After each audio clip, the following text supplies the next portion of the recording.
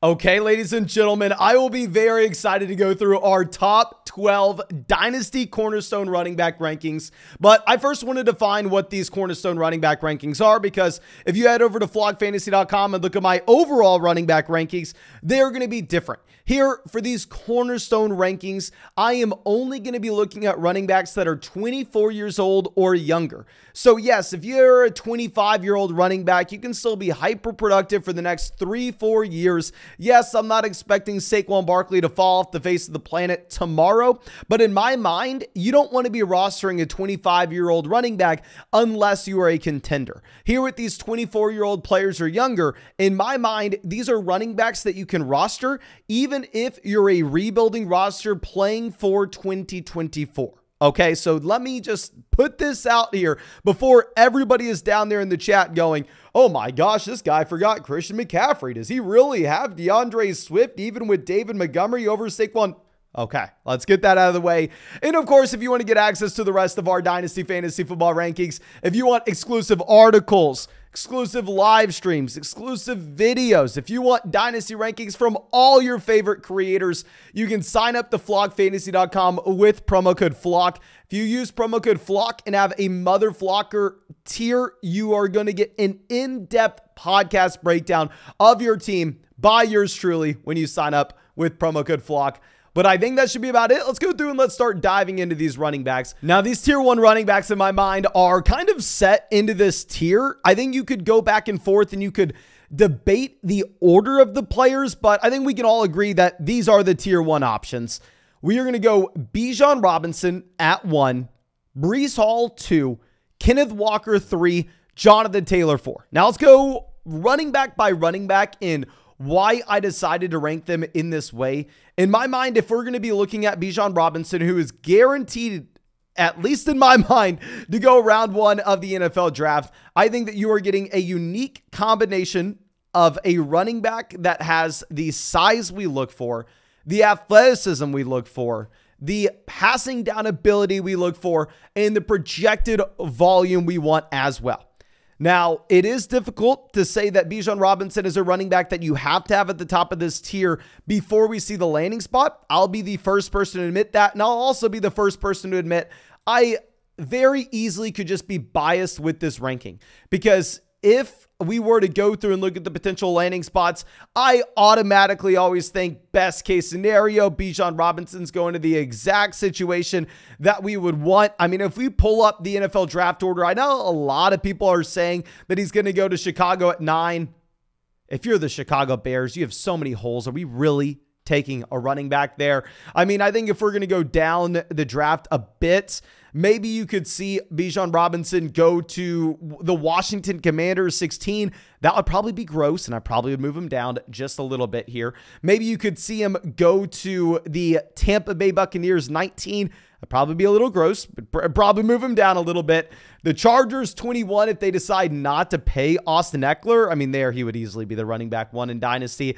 The Baltimore Ravens 22. Maybe you go Minnesota Vikings 23 if they decide to move on from Dalvin Cook. You could even go with the Dallas Cowboys 26, and maybe they decide that they only need Tony Pollard for that 1 year he's under the franchise tag. Buffalo Bills 27, Cincinnati Bengals 28, the Philadelphia Eagles 30, Kansas City Chiefs 31. In my mind, when I'm going through the possible landing spots, I just think of the best situation that you could have. But in reality, there's a chance he finds himself in a bad spot. That's entirely possible. So I understand if you want to move Bijan Robinson down, but when I get the opportunity to go through and invest into a running back of this caliber, I don't care if he's young. I don't care what he may or may not have proven up until this point. I'm all in. Now, 2, Breece Hall. Breece Hall had the running back prospect profile we were looking for. Once we had the NFL Combine and we had the official size numbers and the official testing, plus his receiving down skill set in college, we immediately viewed him as the Jonathan Taylor, Ezekiel Elliott, Saquon Barkley level prospect. I mean, we deemed him a top 5 running back that second, and he proved everything you wanted in year 1. With Breece Hall as a running back that came in and was number 2 in the NFL in targets, only behind Austin Eckler before he went down with this injury. In my mind, that's phenomenal. In my mind, that's almost everything you'd ever want from a rookie running back, especially in what should be an improved offense this next season. 3 with Kenneth Walker going into year 2. I mean, this was a running back that was my second most drafted running back in fantasy last season, behind Josh Jacobs, of course. But I was even surprised by what Kenneth Walker gave us his rookie year. Kenneth Walker came out and did something I didn't expect. He caught the ball well. He was a good pass catcher year 1 for the Seattle Seahawks. Now you have no Rashad Penny. Rashad Penny over in Philadelphia. I mean, we really weren't worried about Penny anyway. With Walker, this was an elite running back with his size, speed combination coming into the NFL. He has the rookie contract. If you can't tell, I really like young running backs. Now going over to 4, we are going to be rolling with Jonathan Taylor. Interesting to see the situation that Jonathan Taylor will be in this next season. Really don't know exactly what it's going to be. They're probably going to be going with the rookie quarterback. Really not wanting to see Anthony Richardson going over to Indianapolis for Jonathan Taylor, because if you have that quarterback as going to be more so a rush first style option, what you're going to find is you probably don't get a ton of dump offs to the running back out of the backfield. And at the same time, Anthony Richardson may end up stealing rushing touchdowns at the goal line. So I really wouldn't like Anthony Richardson going to Indianapolis for the sake of Jonathan Taylor. What I would really like, though, is I would really like someone like Will Levis. I would really like someone like Bryce Young. I think if either one of those QBs came, it would be a good scenario. Now, dropping down to our next tier, let's go over to Travis Etienne at 5. With Travis Etienne, it's a running back that honestly, you could move up to tier 1 if you really wanted to. Like if I'm going to go over and look at my rankings on flockfantasy.com, I have Travis Etienne at 27 overall, whereas we have Jonathan Taylor at 20th overall. But if I look at the averaged rankings between these two players, they are a little bit further apart. Like, of course, keep in mind, these averages are taking into account both guys at the Fantasy Stock Exchange, Dynasty Land Football, as well as Fantasy In-Game. So these averages are across a ton of different analysts. But as an average, we actually have Travis Etienne at 29 compared to Jonathan Taylor at 20, which in my mind, I can see why you would do so with Etienne, really hoping they don't address the running back position this offseason. But there is always a chance that this is a team that thinks, okay, well, maybe we can go through and draft Roschon Johnson round 3, round 4 to bring in not competition for Travis Etienne, but a running back complement where they're not going to make Etienne see 20 plus touches a game and wear him down immediately. In my mind, Etienne's almost a running back that's better suited to be a pass catcher plus, even though he didn't catch the ball, how much we would like this past year. But now going over to our next guy at 6, we're going to have Jamir Gibbs. With Gibbs, yes, I am worried about what we had at the NFL Combine. This is a running back that came in and was pretty small. We had questions surrounding his size based on what he was listed at in college, but we were hoping that he was going to be like Travis Etienne from 2021, where if you remember Travis Etienne 2021, I mean, Clemson listed him as a very small running back, but then he went to the combine and showed that he had the BMI that we were looking for. He was going to be able to be a 3-down guy at the next level. Gibbs didn't prove that with his size. Now, of course, he did prove that he's an elite level athlete, and Gibbs not only lacks size at the NFL Combine, but also wasn't ever used inside the 5-yard line as a goal line back at either college he played for during his collegiate career.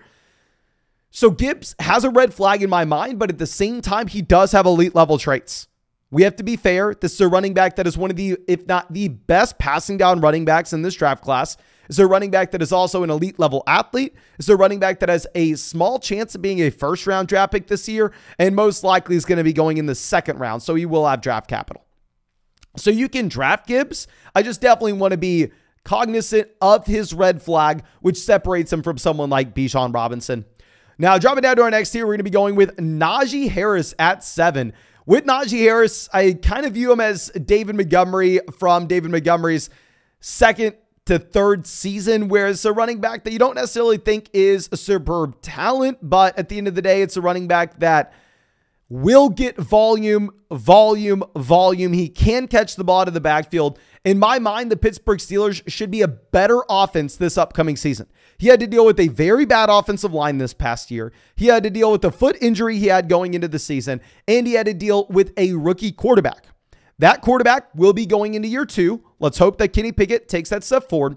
At the same time, this offensive line should see improvements both through free agency as well as the NFL draft, and Naji Harris should be healthier this next season. So there are a lot of positives working in Naji Harris's favor. I will say he stayed forever at Alabama. So very similar to Travis Etienne. You would think Naji is a young running back, but he's actually about to be 25.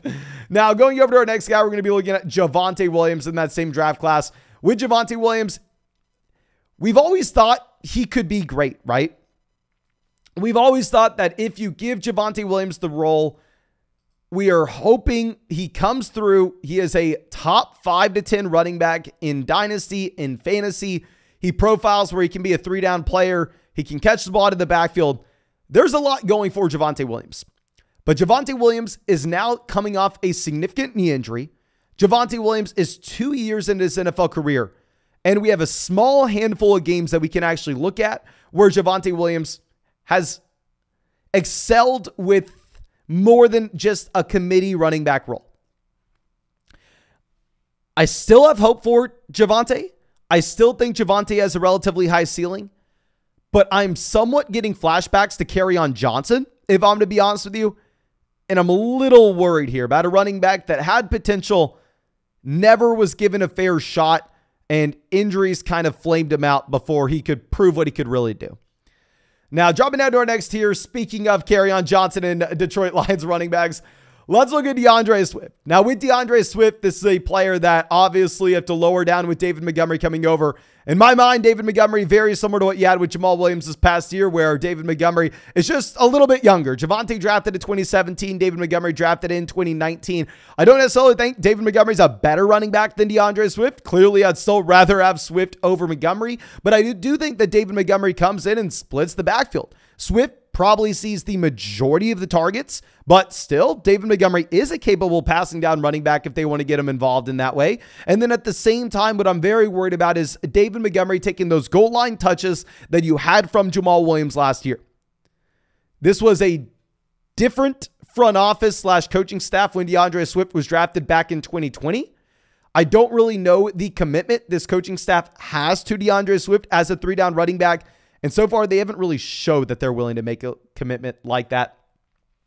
Now, going over to 10, it's difficult.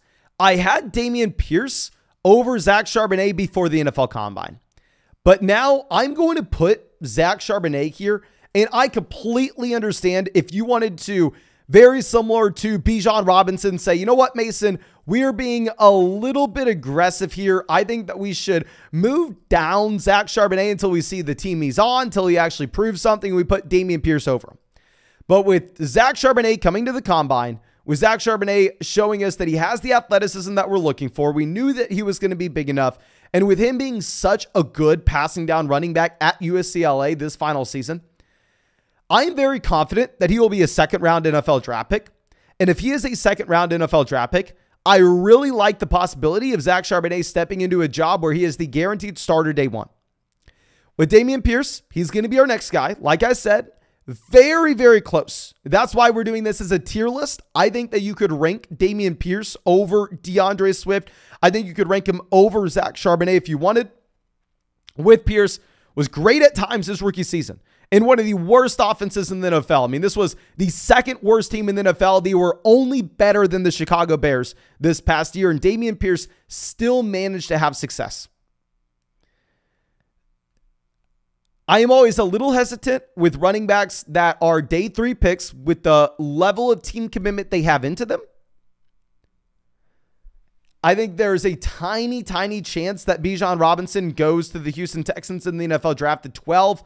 If I was Houston, I definitely want to do it. I very similar to what I'm saying with the Chicago Bears. I mean, if you were the first or second worst team in the NFL this past year, you probably have more holes that you need to address other than the running back position. But with that being said, he has the ceiling. He was very good year 1. That's why we have him as a top 12 guy here. Now, dropping down to our next year, we're going to go J.K. Dobbins. Dobbins, a lot up in the air with exactly what the situation will look like this upcoming season. What we do know is this is a team that wants to run the ball over and over and over again. And with Dobbins, I drafted him everywhere in redraft leagues last offseason. We were getting him in the 6th round of underdog drafts, and I honestly thought it was a steal. But I think maybe where we went wrong is somewhere I've gone wrong before, over and over and over again. I have found that I am quick to make the mistake of drafting players too soon coming off a torn ACL.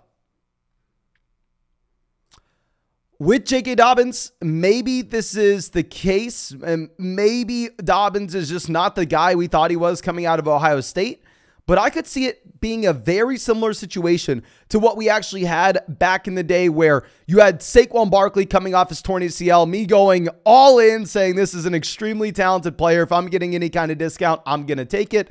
And then Saquon Barkley turning out to not really be the value in fantasy you thought he was until the next season.